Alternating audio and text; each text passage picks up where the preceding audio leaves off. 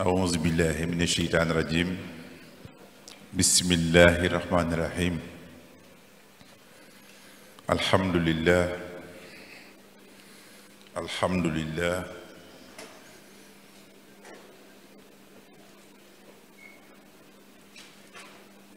السلام عليكم ورحمة الله Serigne Cheikh Khadim Mbacké ñu ngi lay nuyu di la sargal di la jox worma yi gën a rafet ci worma yi méngoog sa kilifteef di nuyu suñu sëriñ suñu jawriñ sëriñ Abdul Hakim Mbacké di yeesal suñu taalibe ci seeni kanam di tuub jataay bii ma bokk ak yéen ci kaw mu nekk lu njëkk lu jafe ci man ndax ab taalibe dafa am lu ñu koy ràññee rawatina bu gisee ay sangam ndigal li ñu may nag tax na suñu xel dal ci suñu yaakaar gën cee dëgër ba ñu mën a yëkkati kàddu tolloog yéen ci toogaay ñu ngi ciy tuub bu baax Mbacké di nuyu monsieur l'inspecteur sëñ Mouhamadou Lo di nuyu distingué El Hadj Cheikh Tedd Mbacké di ko féliciter ci intervention bi di ko sargal aussi moom monsieur Mouhamadou Seck di leen ndokkale di leen féliciter yéen ñëpp di nuyu bu baax suñu sang bi nga xam ne kii yëguñu woon ne mi ngi crous te nekk ci suñu biir université te loolu bokk na ci mbégte mi gën a am tey ci bëccëg bi di nuyu monsieur le responsable fédéral de Nourou Daara Noreyni di nuyu aussi tous les représentants des délégations ici présentes di yeesalaat kàddu yi ngërëm ak cant jëmale ko ci kilifa yi ñëw te professeur Ibrahima Faye santoon ñu ko ne nañ ko yeesalaat bu ñuy jël kàddu ñu ngi koy jël ci kanam directeur des sports Serigne Bassirou Fall di ko jël ci kanam directeur des affaires juridiques et du contentieux sëñ Adramé Ngom di ko jël ci kàddu aussi madame Fama Diagne Sène directrice bibliothèque lépp luy kàggu ak téere ak mool beeg wasaare bi moom lañ ko dénk Fama Diagne Sène madame Ndiaye di nuyu nag suñu jawriñ suñu xarit suñu sang soxna maam Fatim Mbacké directrice de la maison de l'université. Mesdames, Messieurs, chers invités, on m'invite en 10 minutes à parler de la femme. Je vais le faire en 7 minutes et vous me permettrez de prendre quelque temps pour consacrer une haute admiration à mon sauveur, à mon guide, Cheikh Ahmadou Bamba Khadim Rassoul. Cheikh Ahmadou Bamba, parler de son œuvre dépasse l'entendement humain. wax ci jëfi Serigne Touba dafay jéggi lu xel mën a jàpp ak lu xol mën a téye ndax xéewal gu ñu suñu borom dimbale moom ki nga xam ne dañ ko war a kennal muy ahad moom mi nga xam ne kii moo di karim di allahu fell na ci leeram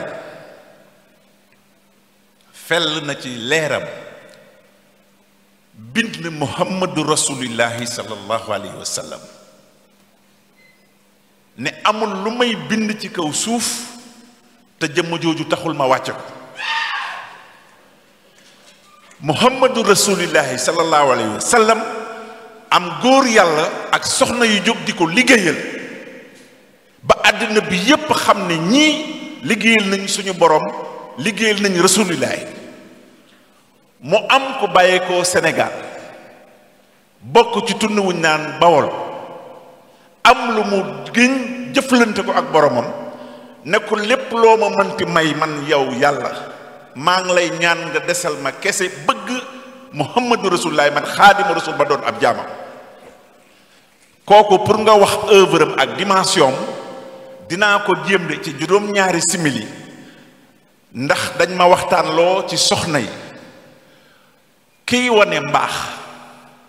kiy wane yërmande générosité altruisme bonté,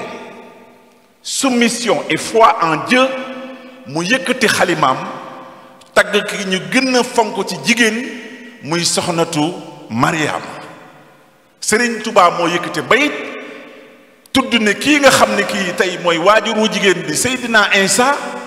yàlla tudd ko ci alxuraan mu ne dama koy yëkkal tagg ko sargal ko ba ñu xam ne kenn du moom ku dul Muhammadu Rasulillahi sangu sang yi ki gën ci yónnente yi te Serigne Touba gën ci ñi nga xam ñoo koy liggéeyal. loolu il faut que entre intellectuels qu'on accepte de valoriser, d'approprier et de conserver l'héritage de Cheikhoul Khadim. loolu laa tuddee le concept VAC, VAC. Je valorise, je m'approprie et je conserve l'héritage de Cheikh Ahmad Bamba. koo xam ne kii bi muy nekk ci Mayombe dans les forêts tropicales joxuloo ko këyit mayuloo ko encre joxuloo ko daa joxuloo ko xalima muy bind di sàbbal suñu borom di ko tagg di ko kañ di julli ci sangu-sang yi Seydina Muhammad sallallahu alayhi wa sallam samp ay bantam ne day julli nasaraan bi noon bi ñëw sànni ay bantam ne ko doo fi julli te fii du jumaa mu taxaw wéet ak suñu borom ne ko may ma jumaa joo xam ne ji fu nit toll ci àddina di nga ko seet mu nekk maam Lamp Fall Babul Mouridina jumaa ji dàq ci jumaa yi ëpp ci ay xarbaax ëpp ci alxuraan ëpp ci lislaam ëpp ci ihsaan ëpp ci li nga xam ne kii ñun julli di dañ koy demoo.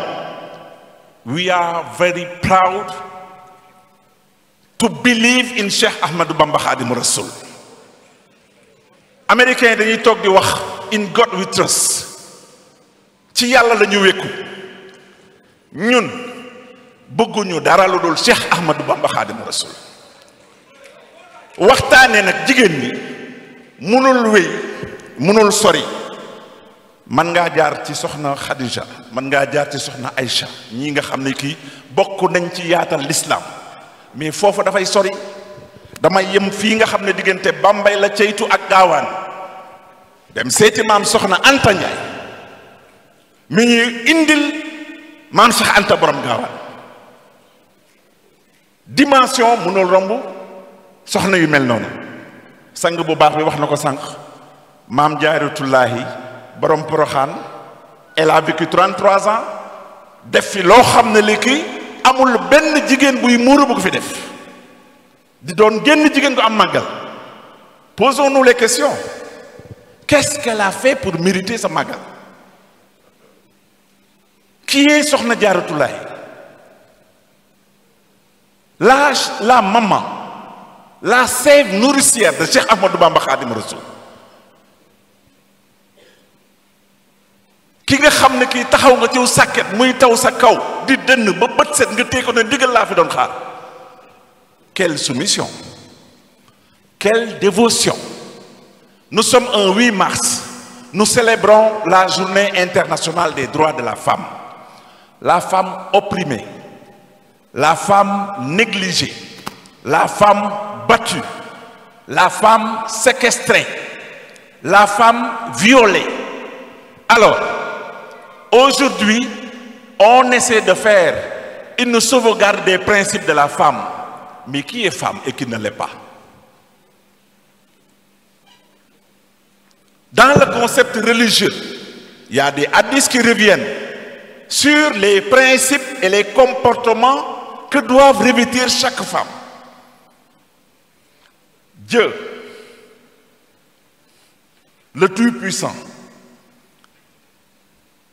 a rappelé à travers l'ange Gabriel, yónni na Jibril mu ñëw indi ay xar baax war ko jox yonent bi sallallahu alayhi wa sallam mënul dugg ndax am na soxna su muurul ci biir kër gi. li ñu wax mooy ô prophète Mohammed, informe et dis à vos épouses, à vos sœurs, à vos mamans, portez et soumettez-vous à vos grandes voiles. Pratiquez dans la sainteté et dans la pureté en vertu des valeurs qui vous seront toujours conférées. nii ngeen di toggee di defee nii di comporté wu nii la jigéen war a mën a mel. Mais au-delà des enseignements et des connaissances et de legs de Cheikh Ahmadou Bamba, chacun de nous a un devoir et une obligation de démultiplication de cette œuvre. Man lan laa war a liggéey ci liggéey Sëñ Tuubaa bi ba jëf jëm ma fi bàyyee du doon puso buy réer ñii de ñu ngi ci waar. Man quand j'ai écouté tout à l'heure Serigne Cheikh Khadim que je vois pour la première fois, mais j'étais extrêmement impressionné par la grandeur de sa pédagogie, l'immensité de ses écrits, et il mérite des applaudissements.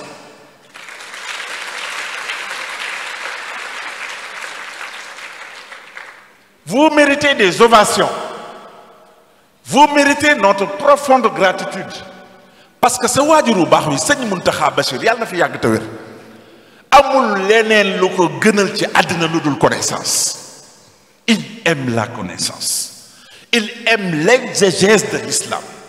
Il aime les principes de la sunna. Alors, quand Serigne Muntaxa Bachir, dans sa vision, dans sa feuille de route, nous propose une université Cheikh Ahmadou Bamba, avec des dominantes de formation professionnelle, avec des dominantes du savoir, vous, étudiants, nos cadres, nous devons nous approprier de ces outils. Nous devons nous approprier de ces projets. Cheikh bi dama mos a dem bibliothèque nationale de New York may waxtaan ak ay nasaraan doon gëstu benn nasaraan ne ma foo jógee ma ne ko Sénégal mu ne ma xam nga Cheikh Ahmad Bamba ma ne ko Xaadimu Rasul mu ne ma lu ma mën a am ci àddina kookoo ma ko gënal américain weextal ma ne ko foo teg li nga wax mu ne ma dama liir boroom xam-xam yi ci àddina ay Karl Marx liir naa Maslow, Abraham Maslow. Abraham Maslow, c'est un chercheur qui a défini la pyramide des besoins. Pyramide des besoins. Ne doomu aadama dafa am ay néeg yuñ ko defal yoo xam ni day juddu am lu muy sàkku am lu muy bëgg di wut kaaraange di wut loo xam ne lii ci lay identifié woo appartenance am loo xam ne lii moom it da koy bëgg pour di ko fësal di ko gis boo ñëwee yeeslu rek sangu rek da ngay bëgg sol yére bu set bëgg peñewu bëgg tuuroo parfum nee na loolu c'est des besoins physiologiques de l'individu mu ne ma Serigne Touba dafa ñëw teg yépp ne jël bakkanam yépp jox yàlla nasaraan ñu ànd dem Washington daayira kër Cheikh Ahmad Bamba biir ni Washington américains yi toog di duruus xasaay yi ñuy jàng gën ñu koo mokkal fuuf nga am ku dëkk fii ci université bi màggal ba màggal lay dugg Touba mu nekk un paradoxe mu nekk un paradoxe nit dina jege lool fekk na sori na nit dina sori looli fekk na jege na te ce paradoxe-là doit être rayé de vos comportements de tous les jours vos étudiants man bi may gëstu di wut ay examen professionnel amul sama benn examen professionnel boo xam ne bi dugaluma ci ay bayitu Serigne Touba ci xasaay te benn bu ci nekk jàll naa ko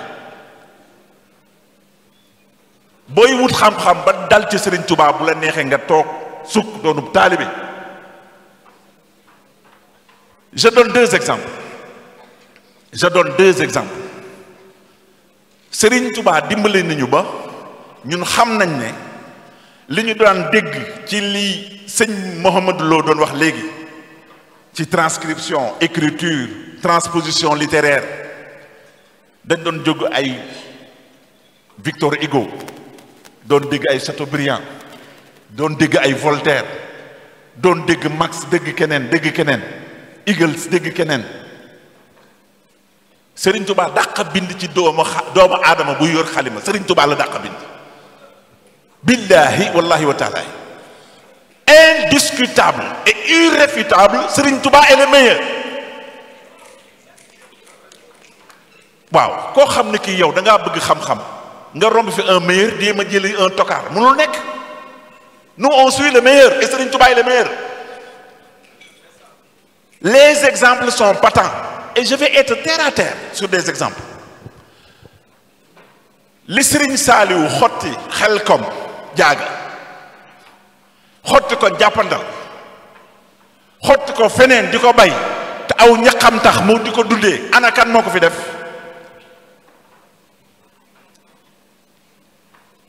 parmi les outils de conservation aussi bien de la femme ku doon dem ci teen bi di jukki di rootal nit ñi di war njaañ di taal di jox taalibe yi dundee sa modèle la kan moo ko fi def c'est dans la voie mouride. Prenons le café Touba. Prenons le café Touba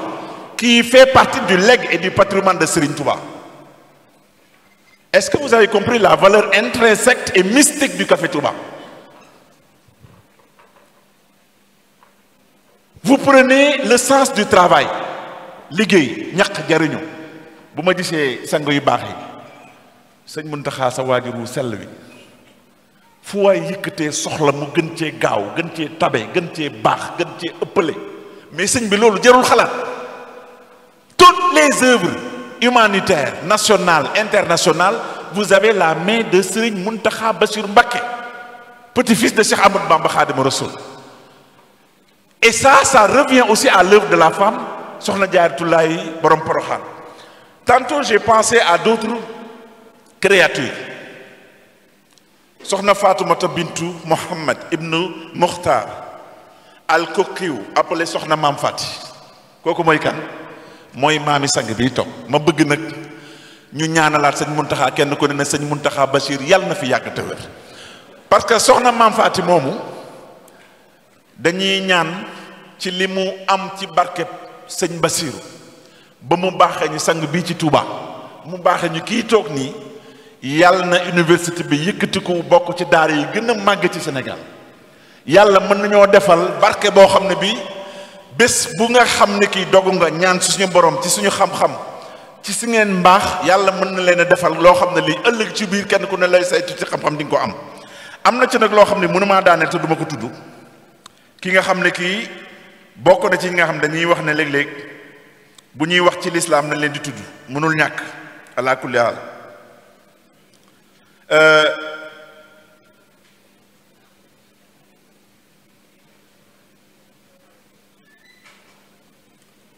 sànq wax naa ko ci sama biir wax dafa am loo xam ne lii mënuñoo tudd tey jigéen te tudduñu melokaan mënuñoo tudd jigéen te tudduñu kilifteef gi borom këram war a am ci moom bu dee ne duggagul néegu sëy aussi mu am loo xam ne lii warlante ko ñaari waajuram mais parler de la femme revient à dire parler des valeurs parce que qui éduque une femme éduque une société. Jigéen mën naa ne c'est l'alpha et l'oméga du développement en général. Quand il n'y a pas de femme, il n'y a pas de réussite, il n'y a pas d'organisation. lépp lu ñuy def loxo jigéen a ngi ci xeex yi njëkk a xeex alal di njëkk a dugal ci l'islam loxoy jigéen a ngi ci. Mais je vais revenir pour dire que ici dans cette université nous avons des modèles de femmes et vous devez vous en inspirer. Soxna Maam Faati mi wax dëgg yàlla référence c'est pas parce qu'elle est là dans la salle. Madame Fama Diagne Sène mi référence la jàng nañ ba jàng jotee ci seeni worma ay référence lañu ay modèle lañu mais gis nañ ay étudiantes yoo xam ne aussi ñi ngi fii ci kër gi di liggéey boo xam ne bii am nañ njortu sëñ bi ne ñooñu it c'est des modèles à dupliquer et à montrer à la face du monde. Une femme est mère, une femme est vie, une femme est âme, la femme est amour, la femme est l'essence de tout fondement. Sànq ñi ngi tudd ba naan jigéen dafa am loo xam ne lii moom la war a matale mais si on revient sur ce que Dieu a créé mu jógee ci soxna maam Adama ak maam Awa, le rôle que joue la femme dans notre société n'est plus à démontrer et cette journée de la femme doit être un exemple, un tremplin pour dire qu'au-delà de la domination et de l'émancipation de la femme doit être des moments de soumission à Dieu. bis la boo xam ne bi dañu war a fàttaliku lan mooy solos jigéen ci biir jaamu yàlla. jigéen bu yaree njabootam mën nañu am yaakaar ne saawa su du réer te on a des références mën nañ ci wax ñu bare ci réew mi mais ñi ngi ñaan suñu borom daraja ji nga xam ne que yàlla jox na ko jigéen sallallahu alayhi wa sallam jox ko jigéen Cheikh Ahmad Bamba Khadim Rasul suñu yaakaar jox ko jigéen yàlla nañu yàlla taas ci barke boobu ñuy ñaanal suñuy waajuru jigéen yàlla guddal seeni fan ñi nga xam ne ñi ngi dund ñi nga xam ne kii tamit dem nañ yàlla defal leen aljannay firdawsi te yàlla jéggal leen def ci ñoom yërmande. sëñ bi waxtu yi xoj nañu amoon nañu yéene contribuer ci liggéey bi nga xam ne kii def ngeen ko indil ñu ko ànd ak ñun ci yërmande présenté ñu ko mu nekk mbégte mu rëy dinañ ko jottali kilifa yi te lii am naa yaakaar ne ak tàmbali la waaye dinañ mën a yaatal li nga xam ne kii ay téere la ñu gis ko bu baax a baax sëñ Mbay Jaxate nag dañ koy ñaanal moom ak seeni ñooñ yàlla fay leen ci liggéey sëñ Tuubaa bi ñu def ñoom ak sëñ Moussa Kaak wala falkat yu baax yooyu yëpp jàngkati xasaa yi dëgg yëpp ñi nga xam ñi ngi liggéey ci yoon bi barkeelu ci liggéey sëñ Tuubaa nag moo tax ñu bàyyi suñu yitte yëpp ne bis bi ak lu mu munti doon dinañ ko teewee gis seen jëmm yu tedd yi gërëmaat leen santaat leen di yeesalaat suñu taalibe tey toroxtu seen kanam allahumma salli ala sayyidina muhammad wa sallim ñi ngi tuub di jéggaluwaat ci kàddu yi jërë ngeen jëf